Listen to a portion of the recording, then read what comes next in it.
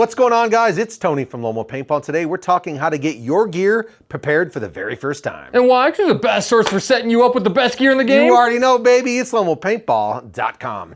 So we do have a lot of new players that come to the site and call us here in shop or at the store, and they just bought a setup and they're kind of confused as to what to look for when everything's brand new and how to kind of get it set up. So got a tank, gun, hopper, mask, and we're gonna go real quick through what to look for. You just got a package from LomoPaintball.com. Let's take a look on the inside. Starting with, a very basic beginner HPA tank, which we sell a ton of. It's the HK Army 48-3K. So first off, you get your package, once again, from LomoPaintball.com. You get it, it arrives brand new. What to look for? Is everything correct? I don't know. Let's take off the thread guard. Let's make sure none of the threads are damaged. Everything should be brand new, so check out your threading. Most importantly, check out the top O-ring. Make sure there's no slits or anything like that, because if there is, when you screw it onto your marker, it's gonna leak and you're gonna wonder, this is brand new, why is my gun leaking? It probably could be an O-ring. Hopefully there's no slits since it's brand new, or God forbid, if you bought it used, you're definitely gonna wanna do a lot more checks than that. Make sure the threading's good. Make sure the bonnet is on very, very tight with your set screws. Make sure the hydro date is good. This one on here, you probably can't see on camera, but stamped 09 of 23. This means this tank was made in September of 2023. Tanks are good for 5 years. So you wanna check your threads, make sure nothing is gonna be cross-threading into your brand new marker. Check the O-ring. Obviously got a fill nipple cover. Make sure everything's all brand new, ready to rock. And if you have an access before you get to a field to throw some air in there, make sure the tank doesn't leak. Make sure the burst discs are good and you've got no issues with that. So threading in the O-ring, if you got a tank, would be the biggest to me, just to make sure that's fine before you bust into your marker and screw it on there and you get the ASA all jacked up. You wanna go to the marker next and just keep going down the line?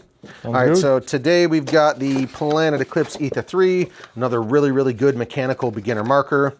It's one of our hot sellers. So things to look and check for on the actual marker. Since this one does not have a battery, we're gonna null and void that. But if you guys did buy like a beginner Dye-Rise CZR, an Empire Mini GS, make sure the battery is good and everything is kosher.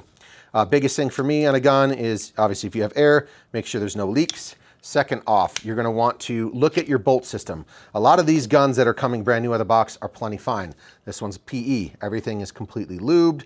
Kind of look at all your O-rings, make sure there's no dings or dents in the actual O-rings themselves. I wouldn't dive too far into it, obviously, as a beginner. A lot of people get their new stuff and they just wanna take it apart to see what it does. And that's gonna cause you guys problems. So if there isn't a problem, don't tinker, don't take it apart. Pull your bolt system out. Just make sure, okay, is there lube on all of my O-rings? Are my O-rings in good condition so it's not gonna cause my marker to leak? Speaking of marker, other than like kind of looking at the bolt system, O-rings, making sure it's lubed up, ready to rock, what would you check for?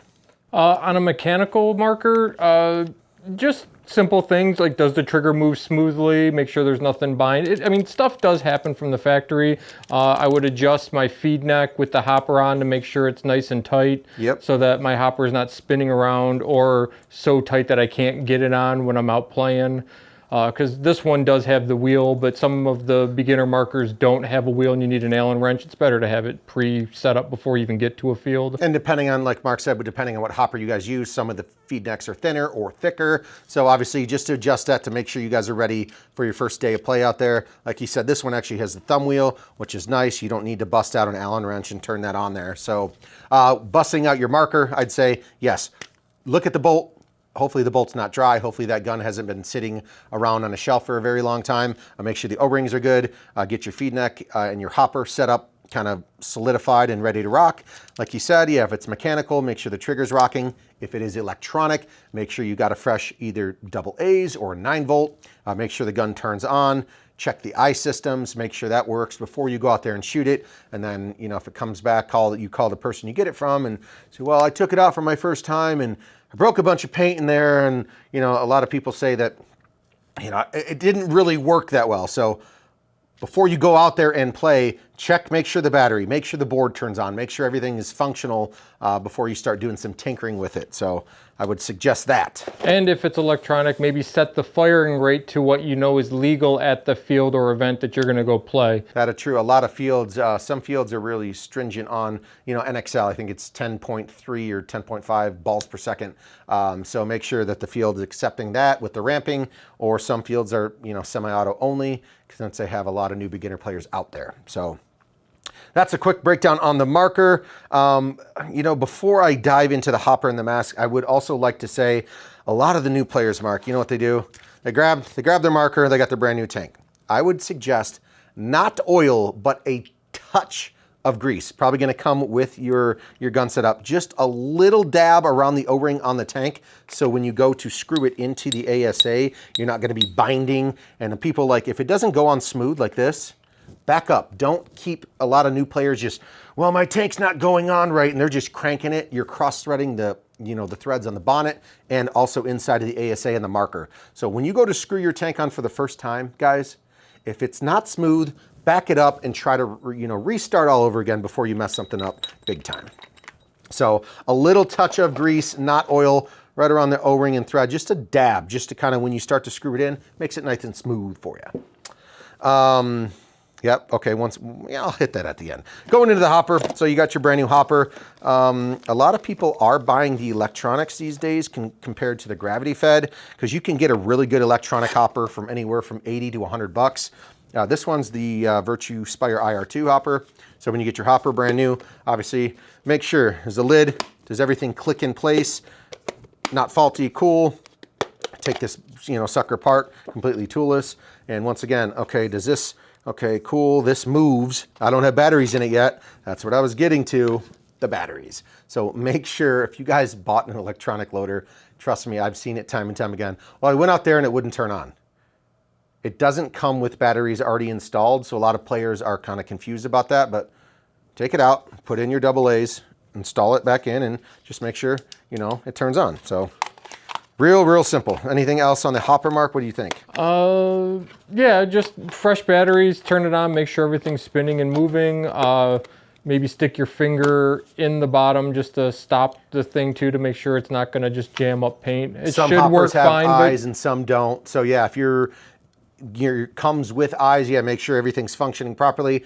And yes, it happens. Sometimes, bad boards go into hoppers, and you guys, it's up to you to check it when you get it and give whoever you bought it from a call and say, hey, I have an issue with the hopper, and we'll get it squared away, or whoever you bought it from should hopefully get it squared away for you. So get the batteries installed, figure out how your hopper works, and then hopefully you'll have a good time out there on the field. Lastly, we'll go to the goggle system, which this one definitely gets me. And I know you know what I'm about to say, Mark. So I bought my brand new, this one's a ProFlex X. So I bought my brand new goggle, and I take it out there on the field, and man, doesn't that look kind of... Man, that's got to be distorted. Yeah, and it's, okay, I got the stick clearly. Okay, you take off the thermal sticker here. Oh, thermal lens included, cool. We're gonna peel that off, but then people are like, my lens looks really crappy on the inside. Well, there's a sticker. They actually started doing this, Mark. There's a sticker in there that says, remove film protection. I'm reading it backwards, pretty much before playing. So they put a sticker on the inside. There's a protective film on the inside of the lens, guys. You have to peel this out and remove it before you play. Like, it's really cloudy, and I don't think the lens is right. Like, there's a film on there, brand new from the factory, guys. Secondly, on the goggle system too, wherever the lens actually clips in, make sure those are nice and secure and tight before you go out there and play. It's happened down the road at, they're building these hundreds and thousands at a time. So sometimes if whoever's building these doesn't clip it all the way in, that's your eyes and your safety at risk. So make sure you get your goggle, kind of look at the lens, figure out first off how to swap the lens and what to look for. Make sure everything's clipped in before you actually step out there on the field and play some paintball.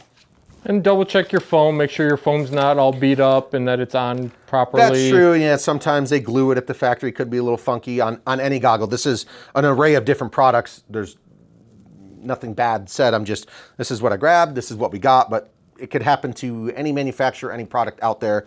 I'm not saying anything about JT or HK or Virtue, but just random products. Yeah, generalization. Yeah, for sure. If it comes with a rain visor on it, take that thing off because people will laugh at you the first time you play if it's a... Unless it is really raining outside, then you might want that protection on the top there. Before we close this out, kind of what to look for before you get out there first time in the field, I'll say two things. Make sure you guys have invested into a barrel swab, a barrel made, whatever you guys want to call it. You guys, this is to actually clean your barrel. If you don't know what it is, so if you broke paint for the first time, you're going to want to swab out your barrel so you guys can be shooting nice and accurate out there on the field. Not very costly, very nice to have. And lastly, a clean microfiber towel. So if you guys do get shot in your lens or wherever else, you get back to your staging area, you can clean off your goggles, clean off hits or whatever. So barrel swab, barrel made, whatever you want to call them, and a microfiber, something else for getting into the game, something you're going to want. And I got one more. Regardless of what you decide to wear clothing-wise, whether you're doing jerseys or sweatpants and sweatshirts, get good shoes, guys. Don't go out in flip-flops. You're going to be doing a lot of running and moving on all kinds of different terrain, whether it's smooth grass or hills. All-terrain boots, something like that. Would fully agree. A lot of people go out there in their tennis shoes that have been worn for the last 6 years. There's no tread on the bottom. They go out there, slip and fall. Not going to be a good time. Get some cleats, get some boots.